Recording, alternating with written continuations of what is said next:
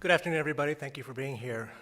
My name is Bill Kelly. I'm a member of the faculty here at the law school and am a member of the Executive Advisory Board of the DeNicholas Center for Ethics and Culture.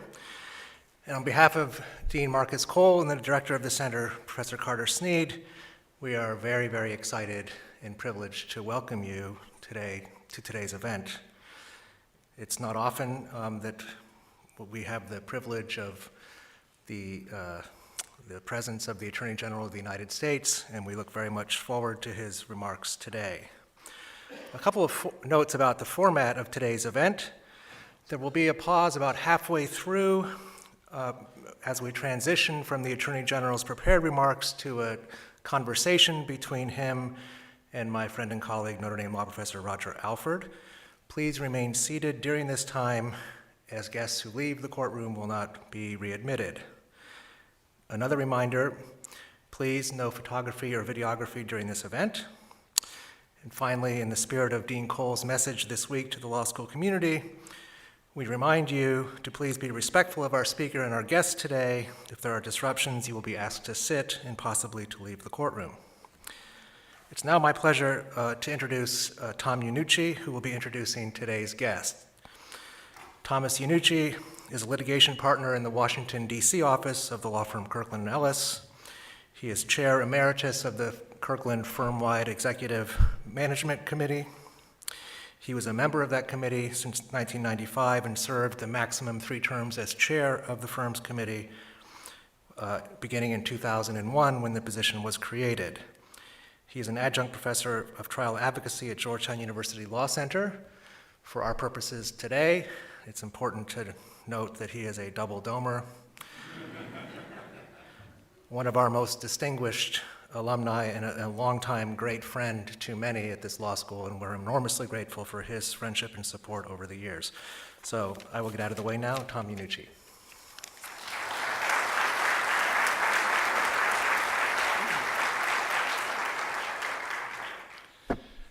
Thank you, Bill. It's great to be back. As he mentioned, I spent 7 years here in South Bend, and I see the weather hasn't changed at all. It's just like I remember it, gray, wet, and usually cold. But anyway, it's great to be back, and it's also given me a chance to spend a little bit of time with Bill. We used to get together on most weekends, but last couple of weeks he's been tied up. I don't know what he's up to, but apparently he's got other things that are more important. But let me tell you a little bit about Bill. I mean, we all know him in terms of his status as the Attorney General, but you know, he was born in Manhattan, raised there. He went to the local parochial school. He then went to the prestigious Horace Mann School, where he took the subway back and forth to his classes. He then enrolled at Columbia, where both of his parents taught at various points in time. His major was Chinese studies, and we're contemporaries. And I can tell you in 69 through 71, nobody majored in Chinese studies, but Bill did, because he thought then they might be our enemy. So he was prescient in terms of his major. That's a hard road to go. When he left, he came to the CIA in Washington and worked as an analyst. His mother had told him, you need to get a profession, so he enrolled at night school at GW. And when he graduated, he clerked in the D.C. Circuit for Malcolm Wilkie, and then he joined private practice. After doing that for a while, he was in the Reagan White House, and as you know, he was also at Department of Justice, and he was unanimously confirmed for 3 different positions at Justice, a different time, you know, for Office of Legal Counsel, Deputy Attorney General, and the Attorney General. From there, he went into private practice for a short while, and then in telecommunications for about 15 years, notably being the general counsel of Verizon in New York City for several years. I then recruited him back to Kirkland, but he only lasted 6 months because he said he couldn't stand to see his BlackBerry vibrate, and he wasn't used to keeping his time in 15-minute segments. So he left us and he joined boards. We remained close friends, and then I got him to come back to Kirkland in 17, but he left when, for the 3rd or 4th time, he was asked by the Trump administration to serve, and he took that job. Now that's what he's done. It's quite a bit, but this is who he is. He's a person of deep faith, and his faith is fully informed by reason and the teachings of the church. He loves to debate Augustine principles, Thomas, any of the early church leaders. He is an informed, committed Catholic in the best sense of the word. He engages in his faith, and it's a central part of who he is. He also is a bit of a polymath. You know, Bill is an expert on everything, and I've told people who've gone to work for him recently, the one thing you need to know about Bill is he has a strong opinion about everything, and it could range from the color you should paint your office to what kind of mustard you should have on your hamburger. There's only one kind, and he'll tell you what it is. But I traveled with him once to Scotland, and we were in some lodge by one of the locks over there, and we were having dinner, and he's looking around, and I said, "What's the matter?" He said, "Well," he asked the owner to come over. He said, "I noticed the walls are this green. Is this card room green, or is this green smoke by Farrow and Ball?" And the owner's like, "What are you talking about?" He didn't even know. And he said, "Well, the opacity suggests to me it's card room green," which is, this is what it's like to travel with him. He's designed his own house, he picks his own furniture, but he has a wide range of interest, and we're lucky to have someone like that serving our country. He's also very loyal to his family and friends, deeply committed. All three of his daughters became lawyers. My three children all said, "We're not going to be a lawyer precisely because you are," but they all wanted to be one because of Bill, and he's so devoted to them. And part of his connection to Notre Dame, he may mention this, is his daughter went here and graduated in '06, Meg, but she had to fight a very serious illness, and Notre Dame touched Bill and his family very deeply through the course of that tough time. Finally, he has a real commitment to public service. So he spent 10 years previously to this term now as Attorney General in public service.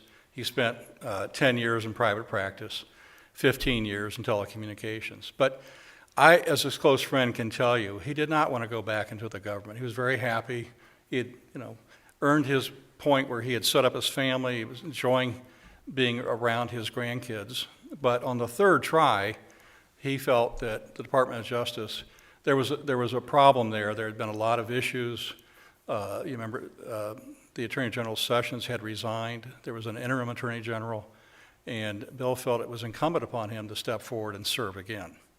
It was not easy, but I think it's remarkable that he did it, and you've all seen him. Whether you agree with him or not, he is a person of great integrity, and he reaches his decisions on his own. And in a time where there's so much incivility and hostility in our national debate, I'm glad we have someone who's willing to take the job nonetheless, someone who is so well prepared and so committed to his country and his principles. We need that wherever you are on the spectrum. So without further ado, Bill, I'd ask you to come up and address us.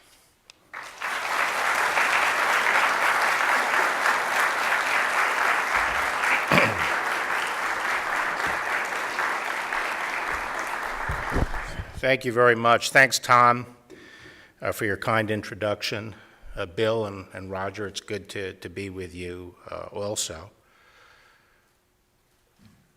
Your Honors, Your Excellency, friends from the Notre Dame community, I do feel a special connection with Notre Dame. I did have one of my uncles went to Notre Dame, and my youngest daughter, Margaret, went to Notre Dame. Two of my nephews went to Notre Dame. In fact, their father, my brother Stephen Barr, is here and is at Notre Dame, I think, for a semester, right, Steve? He's the smart one in the family. He's a theoretical particle physicist, and he writes a lot about the relationship between science and physics. So I'm glad to get to see him. I don't get to see him that often. I'd like to thank Notre Dame Law School and the De Nicola Center for Ethics and Culture for graciously extending this invitation to speak to you. And I'm looking forward after this speech to answering questions. I'd like to thank Tony De Nicola, whose generous support has shaped and continues to shape countless minds through examination of the Catholic moral and intellectual tradition. When my daughter Meg, after she graduated and ultimately went to law school, she became very ill for a period of time. And I knew there were great kids at Notre Dame, people of great character. And for a long period of time, there was always one of her classmates visiting us. They worked it out, so there was always someone coming to visit us while she was being treated in the hospital and so forth. And we got very close to all her friends, and we loved them to death. And Notre Dame will always have a special place in my heart because of that. And I have 5 grandchildren now with another on the way, and I'd be very proud if they all end up at Notre Dame. Meg, incidentally, recovered and got married recently. She got married on December 8th, the Feast of the Immaculate Conception. And the day before, I got a call from the president who was walking out to the helicopters, and he said, "Bill, I know we talked about putting the announcement off until after your daughter's wedding, but I'd sort of like to do it today if it's okay with you, but it's totally up to you." And I said, "Well, Mr. President, we talked about it, and whatever suits you, we'll adjust to. That'll be fine." And I said, "Okay, well, I'll do it now while I'm walking out to the helicopters." So I turned on I was, lounging around in my study at home, and I turned on the television, and it was sort of the first of a number of outer body experiences I've had since then.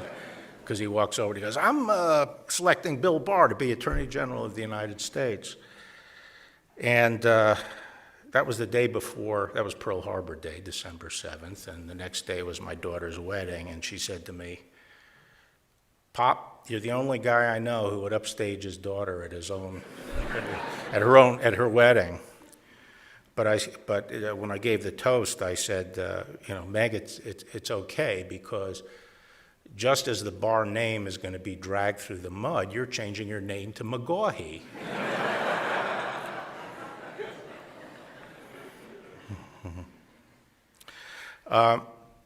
Today I would like to share some thoughts with you about religious liberty in America.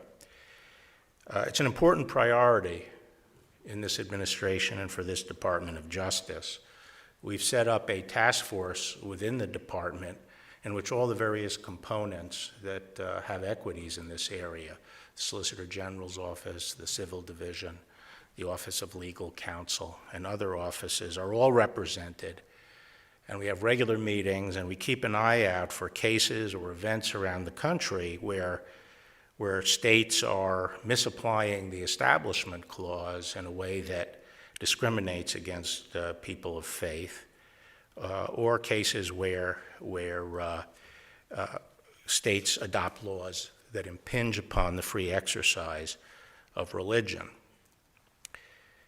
From the founding era onward, there was strong consensus about the centrality of religious liberty in the United States. The imperative of protecting religious freedom was not just a nod in the direction of piety. It reflects the framers' belief that religion was indispensable to sustaining our free system of government.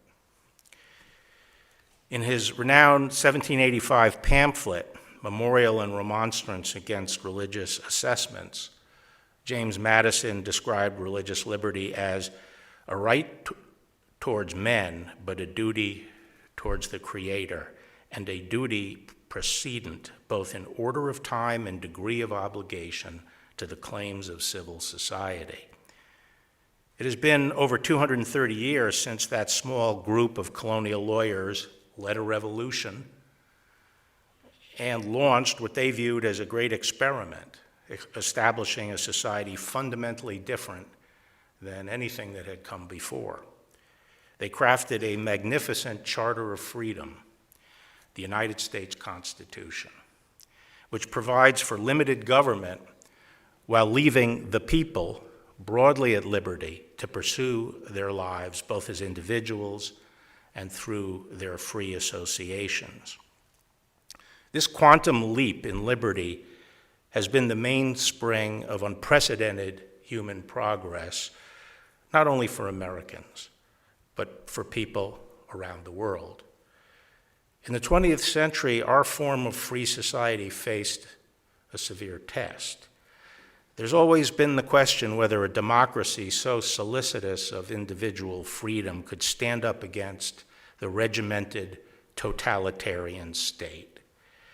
That question was answered with a resounding yes, as the United States stood up against and defeated first fascism and then communism. But in the 21st century, we face an entirely different kind of challenge. The challenge we face is precisely what the Founding Fathers foresaw would be the supreme test of a free society. They never thought that the main danger to the Republic would come from external foes. The central question was whether, over the long haul, we the people could handle freedom. The question was whether the citizens in such a free society could maintain the moral discipline and virtue necessary for the survival of free institutions. By and large, the founding generation's view of human nature was drawn from the classical Christian tradition. These practical statesmen understood that individuals, while having the potential for great good, also had the capacity for great evil. Men are subject to powerful passions and appetites, and if unrestrained, are capable of ruthlessly riding roughshod over their neighbors and the community at large. No society can exist without some means of restraining individual rapacity. But if you rely on the coercive power of the government to impose those restraints, the framers believed, this would inevitably lead to a government that is too controlling, and you would end up with no liberty, just tyranny.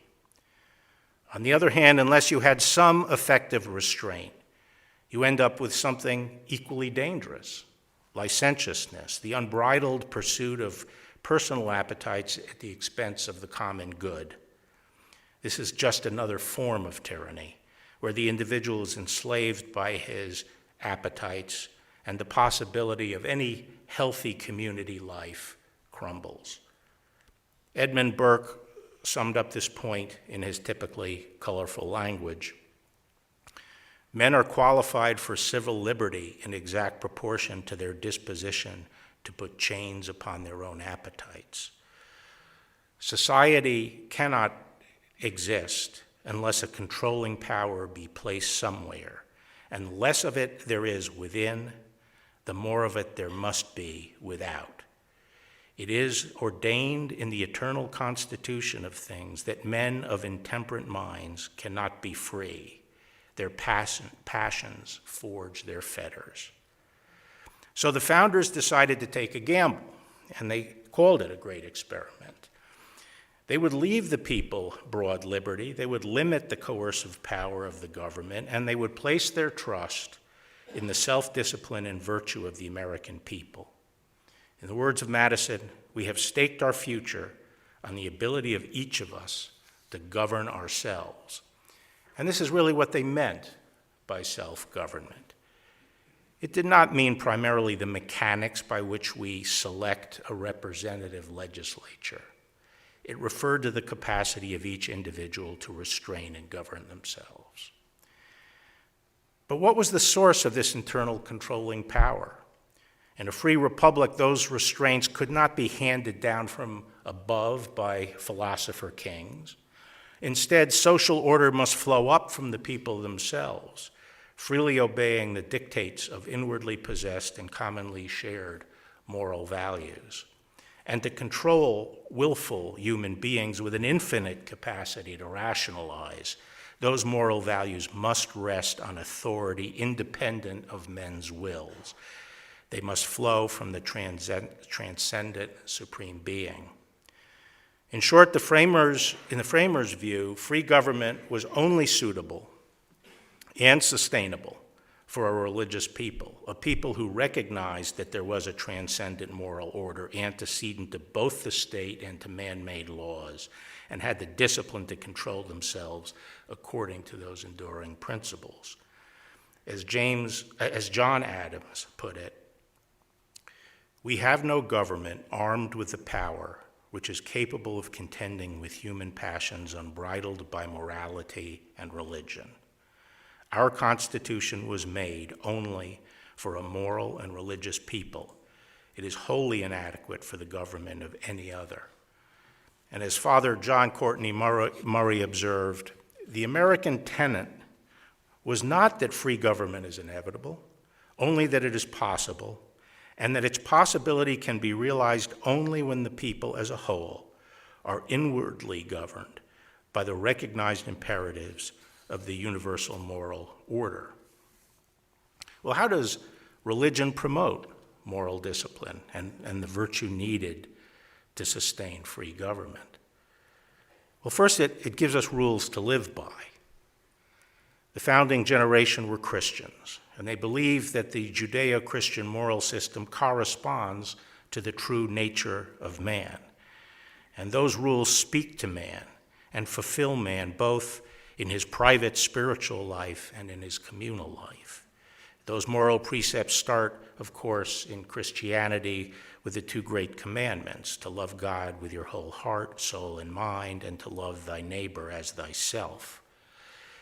But they also include the guidance of natural law, a real transcendent moral order which flows from God's eternal law, the divine wisdom by which the whole of creation is ordered.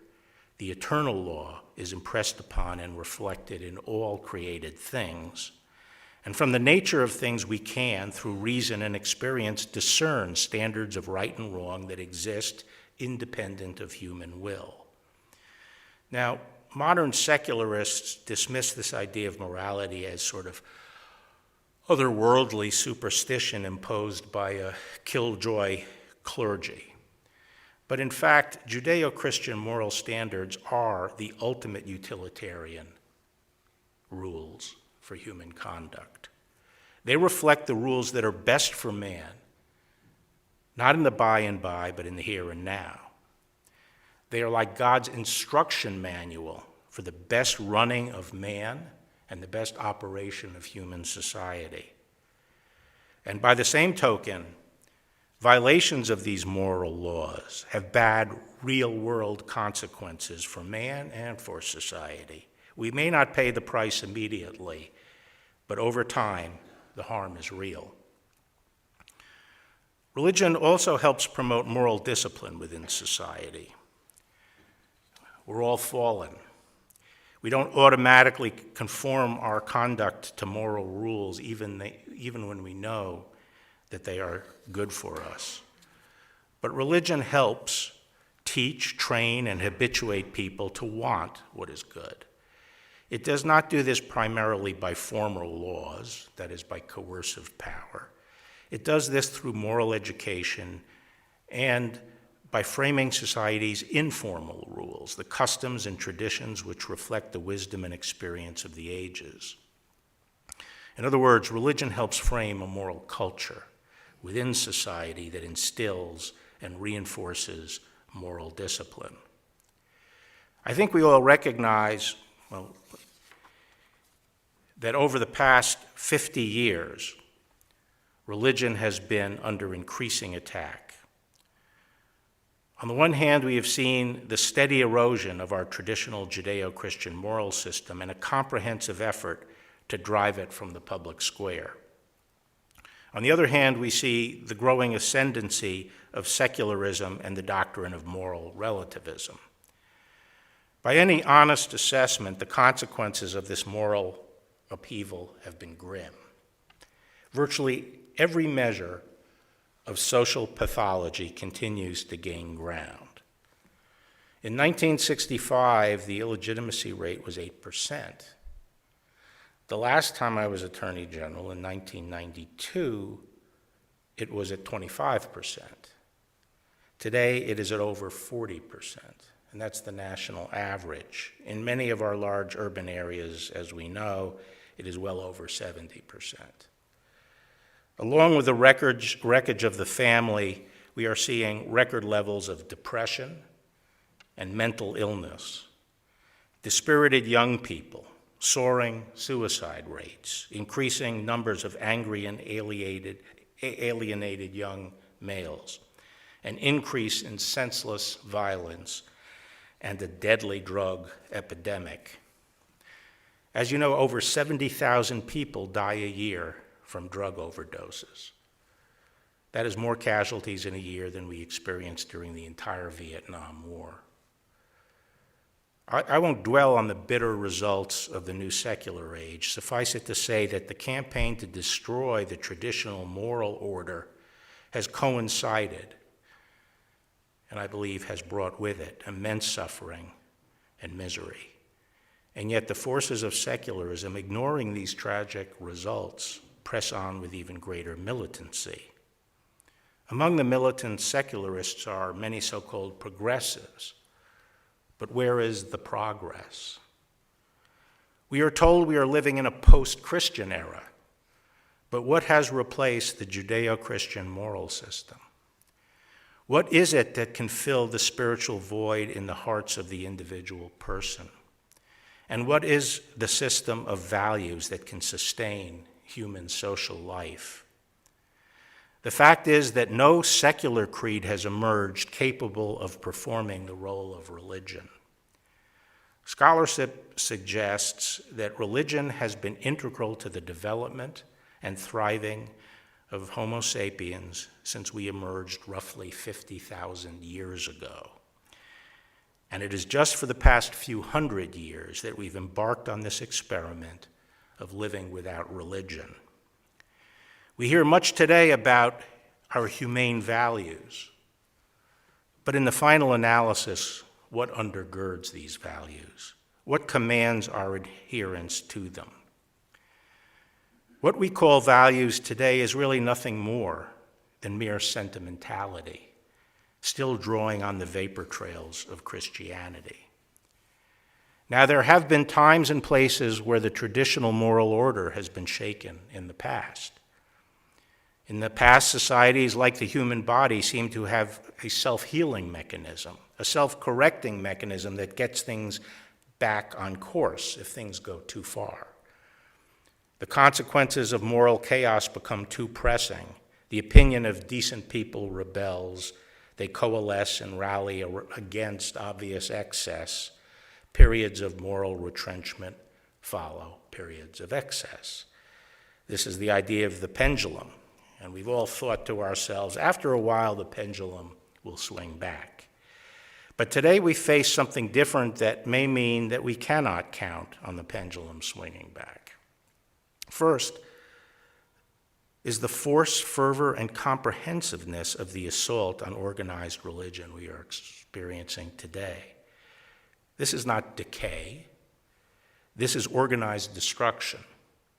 Secularists and their allies have marshaled all the forces of mass communication, popular culture, the entertainment industry, and academia in an unremitting assault on religion and traditional values. These instruments are used not only to affirmatively promote secular orthodoxy, but also to drown out and silence opposing voices and to attack viciously and hold up to ridicule any dissidents. One of the ironies, as some have observed, is that the secular project has itself become a religion, pursued with religious fervor. It is taking on all the trappings of religion, including inquisitions and excommunication. Those who defy the creed risk a figurative burning at the stake, social, educational, and professional ostracism, and exclusion waged through lawsuits and savage social media campaigns. The pervasiveness and the power of our high-tech popular culture fuels apostasy in other ways. It provides an unprecedented degree of distraction. Part of the human condition has been that there usually has been no way to avoid the big questions that stare us in the face. Are we created, or are we purely material accidents? Does our life have any meaning or purpose? But as Blaise Pascal observed, instead of grappling with these questions, many human beings are easily distracted from thinking about the final things. And indeed, we now live in the age of distraction, where we can envelop ourselves in a world of digital stimulation and universal connectivity. And we have almost limitless ways of indulging all our physical appetites. There's another modern phenomenon that is suppressing society's self-corrective mechanism that's making it harder for us to restore ourselves. In the past, when societies are threatened by moral chaos, the overall social costs of licentiousness and irresponsible personal conduct become so high that society ultimately recoils and reevaluates the path it is on. But today, in the face of all the increasing pathologies, instead of addressing the underlying cause, we have cast the state in the role of the alleviator of bad consequences. We call on the state to mitigate the social costs of personal misconduct and irresponsibility. So the reaction to growing illegitimacy is not sexual responsibility, but abortion. The reaction to drug addiction is safe injection sites. The solution to the breakdown of the family is for the state to set itself up as an ersatz husband for the single mother and an ersatz father for the children. The call comes for more and more social programs to deal with this wreckage. And while we think we're solving problems, we are underwriting them. We start with an untrammeled freedom, and we end up as dependents of a coercive state on whom we depend. Interestingly, this idea of the state as the alleviator of bad consequences has given rise to a new moral system that goes hand in hand with the secularization of society. It can be called a system of macro-morality, and in some ways it is an inversion of Christian morality. Christianity teaches a micro-morality. We transform the world by focusing on our own personal morality and transformation. The new secular religion teaches macro-morality. One's morality is not gauged by their private conduct, but rather their commitment to political causes and collective action to address various social problems. This system allows us not to worry so much about the strictures on our own private lives, because we can find salvation on the picket line. We can signal our finely tuned moral sensibilities by participating in demonstrations on this cause or on that. Something happened recently that crystallized this difference between these competing moral systems. I was attending Mass at a parish I did not usually attend in Washington, D.C.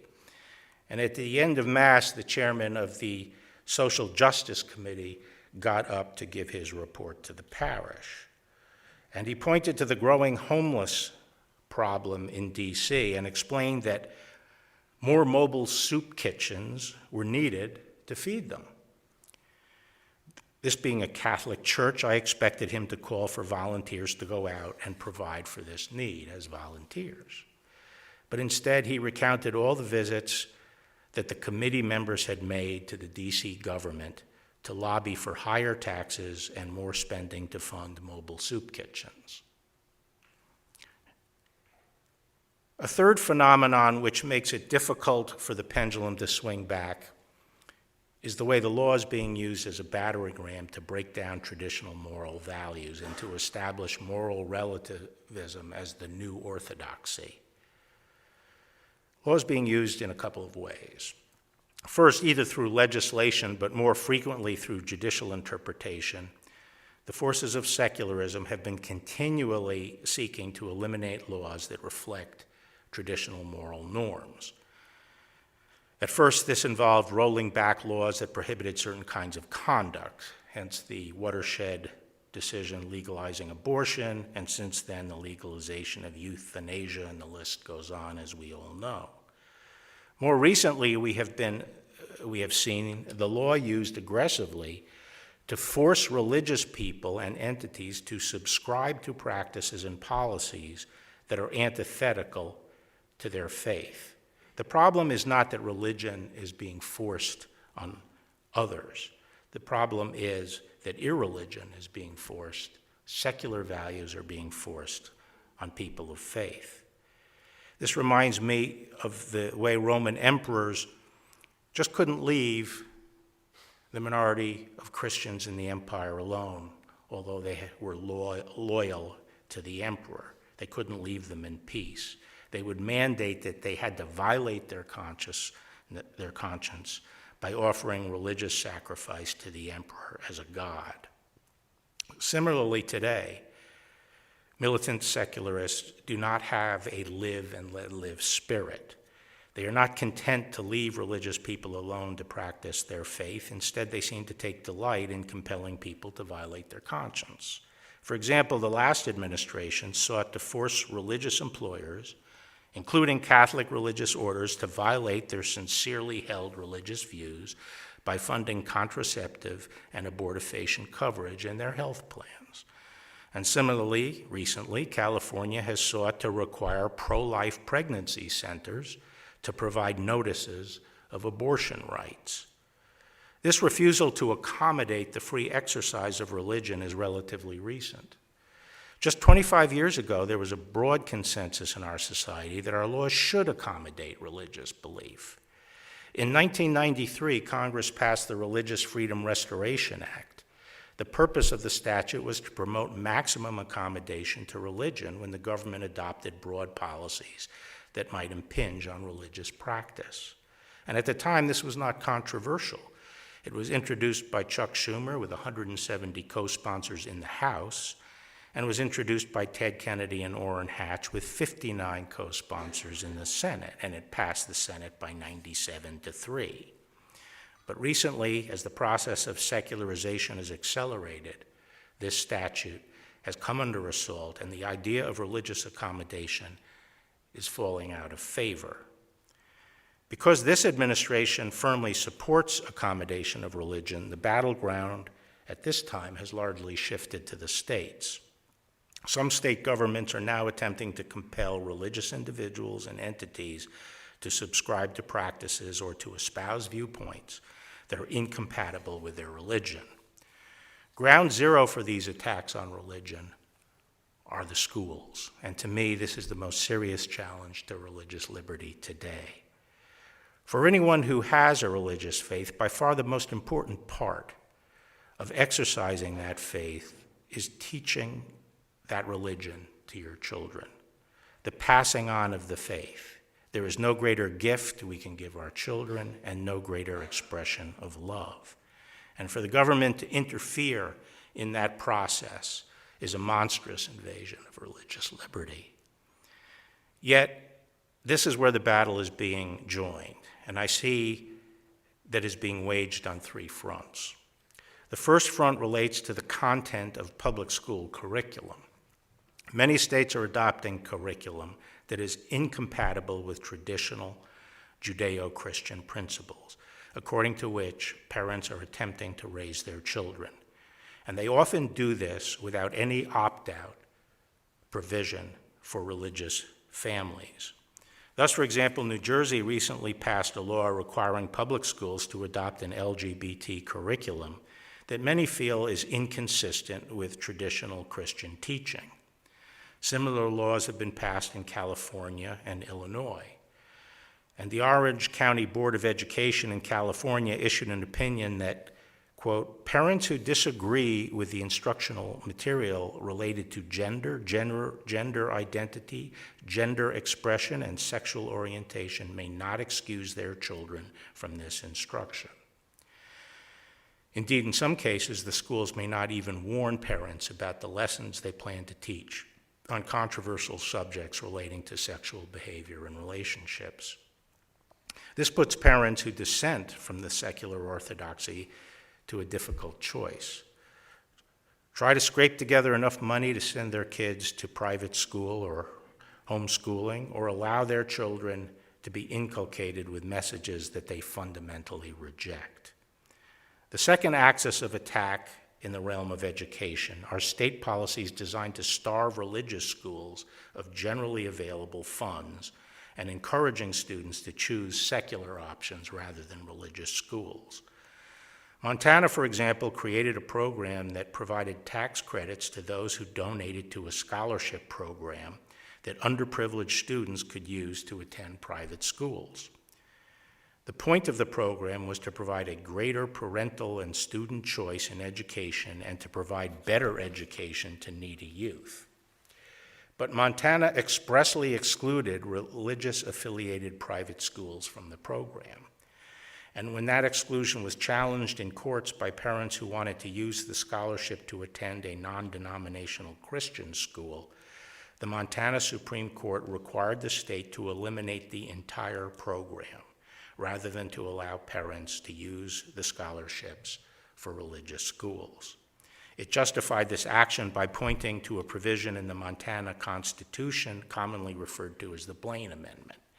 Blaine amendments, as many of you know, were passed at a time of rampant anti-Catholic animus in this country and typically disqualify religious institutions from receiving any direct or indirect payment from state funds. The case is now in the Supreme Court, and the Department of Justice has filed a brief explaining why Montana's Blaine Amendment violates the First Amendment.